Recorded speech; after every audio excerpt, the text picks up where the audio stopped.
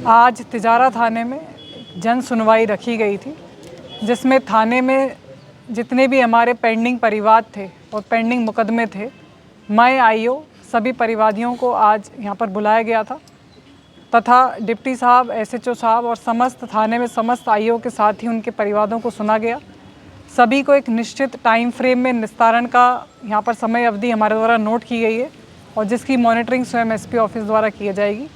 इसकी मूल धारणा ये है कि जो नए आपराधिक कानून है उसमें समयबद्ध सीमा पर सभी प्रकरणों का निस्तारण हो, सभी परिवादों का 100% पंजीकरण हो, 15 दिन में निस्तारण हो तथा सभी आपराधिक प्रकरणों का 90 दिन जो कि समय सीमा निश्चित की गई है उन 90 दिन में निस्तारण हो, ये इसकी मूल धारणा है।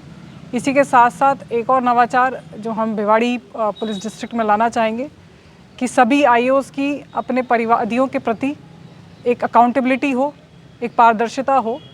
तो समस्त परिवादों को हर 7वें दिन आईओ स्वयं परिवादी से संपर्क करेगा तथा उस परिवाद के निस्तारण के लिए उनका सहयोग मांगेगा तथा समस्त पेंडिंग प्रकरणों में भी कि वो प्रकरण कहाँ पर फंसा हुआ है, क्यों लंबित है, उसमें हमें क्या अपेक्षा है परिवादी से, स्वयं परिवादी से मिलकर सूचित करेगा उस प्रकरण के प्रोग्रेस रिपोर्ट के बारे में। इसके लिए मैडम ये सार्थक साबित हो कैसे मॉनिटरिंग एसपी ऑफिस की तरफ से की जाएगी? आईओ 15 दिन में रिपोर्ट दे भी रहे नहीं दे रहे?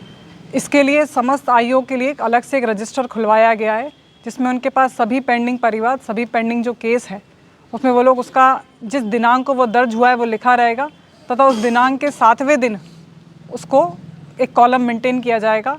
एसएचओ साहब, डिप्टी साहब तथा थाने के जो हमारे एचएम है वो इसका मॉनिटरिंग करेंगे। आज कितने परिवाद सुने गए हैं? आज लगभग 50 एक परिवादियों से मुलाकात हुई है। तो इसमें जो नहीं आए हैं इस तरह के कार्यक्रम हम एक पहल की तरह किया गया है, इसको और भी थानों में और अगली बार करीब 1 हफ्ता पहले सूचित कर हम इस तरीके के कार्यक्रम चलाते रहे।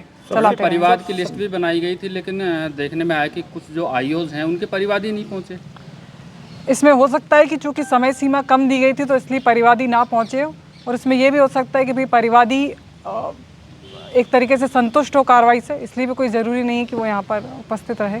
अभी बहुत से परिवादी रोते बिलखते भी देखे गए, उनका कहना था कि थाने में उनसे मिलने ही नहीं दिया जाता है। इस तरीके की चीज़ों पे बिल्कुल एसपी ऑफिस की मॉनिटरिंग रहती है, डिप्टी साहब, सीओ, सीआई साहब सबके द्वारा ही इसको मॉनिटरिंग की जाती है। थाना पारदर्शी बने तथा जन सामान्य के लिए सहज बने, इसकी पूरी आगे भी कोशिश जारी रहेगी। जन सुनवाई के दौरान कुछ पुलिसकर्मियों पर शराब पीने के आरोप लगाए, वो क्या? इस तरीके की जो भी व्यवहार है हमारे कंडक्ट रूल से बिल्कुल उसके विपरीत है।